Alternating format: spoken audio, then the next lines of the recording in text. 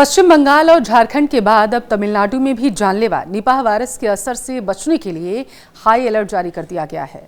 Nipah जैसे खतरनाक virus जिसकी मृत्यु दर लगभग 75% है।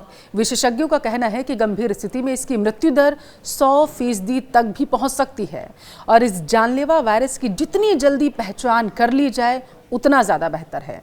इसलिए कई राज्यों में हाई अलर्ट सरकार की तरफ से जारी कर दिया गया। आइए जानते हैं कि निपाह वायरस कैसे फैलता है। नमस्कार, आपके साथ मैं पल्लवी रविंद्र सिंह। देखिए, जानलेवा निपाह वायरस की सबसे बड़ी बात यह है कि यह वायरस इसके कारक से तो फैलता है ही, इसके साथ ही कोरोना वायरस की तरह यह वायरस संपर्क से भी फैलता है।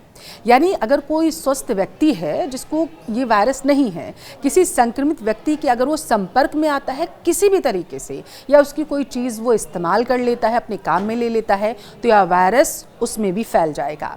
पश्चिम बंगाल में जो शुरुआती मामले 2 नर्सों के संक्रमण के सामने आए थे, उनमें से पुरुष की हालत अब काफ़ी बेहतर बताई जा रही है, लेकिन महिला की हालत अभी भी ज्यों की तस बनी हुई है और इनके संपर्क में आए लगभग 120 से ज़्यादा लोगों को आइसोलेशन में रख लिया गया है, होम आइसोलेशन में। इनमें उनके परिजन भी शामिल हैं, दोस्त भी शामिल हो, जहां वो कार्य कर रहे थे क्योंकि दोनों नर्स थे वो भी शामिल हैं।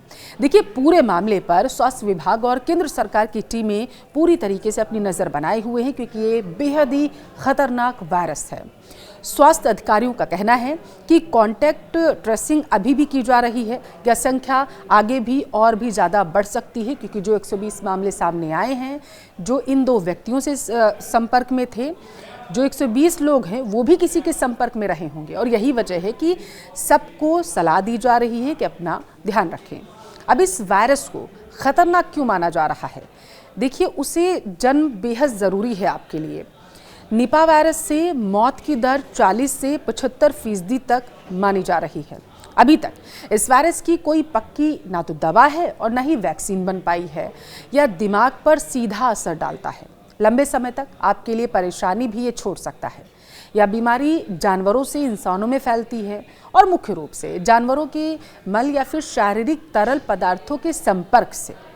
वायरस के मुख्य वाहक फल खाने वाले चमगादड़ हैं, लेकिन सुअर, घोड़े, बिल्लियां, बकरियां और भेड़ जैसे अन्य जानवर जो चमगादड़ों से वायरस लेते हैं, वे भी वायरस को इंसानों में फैला सकते हैं, ऐसी आशंका विशेषज्ञों की तरफ से जताई गई। निपाह वायरस संक्रमण के शुरुआती लक्षण फ्लू जैसे होते हैं, इसीलिए इन्हें पहचानना थोड़ा मुश्किल बताया जा रहा है। लेकिन निमोनिया और बताया जा रहा है जैसी जो सर्दी जुकाम जैसी हालात बन रहे हैं वो जटिलताएं पैदा कर सकते हैं और अगर समय पर इलाज ना किया जाए तो ये जानलेवा साबित हो सकता है। यह वायरस संक्रमित शारीरिक तरल पदार्थों जैसे खून या लार्वा के सीधे संपर्क से भी एक व्यक्ति से दूसरे व्यक्ति में ट्रांसफर हो सकता है। रोग नियंत्रण विभाग ने लोगों को सलाह दी है कि संक्रमण से बचाव के लिए जानवरों, खासकर जो फल खाने वाले जानवर हैं, चमगादड़ों को छूने के बाद साबुन से आप हाथ जरूर धोएं। ध्यान रखें, अगर समय पर ध्यान दिया गया तो इससे बचाव हो सकता है। अगर आपको ऐसे लक्षण महसूस होते हैं जो निपाह वायरस के संक्रमण का संकेत आपको दे रहे हो, तो किसी भी इंटरनल मेडिसिन डॉक्टर से आप सलाह ले सकते हैं, तुरंत दिखाएं।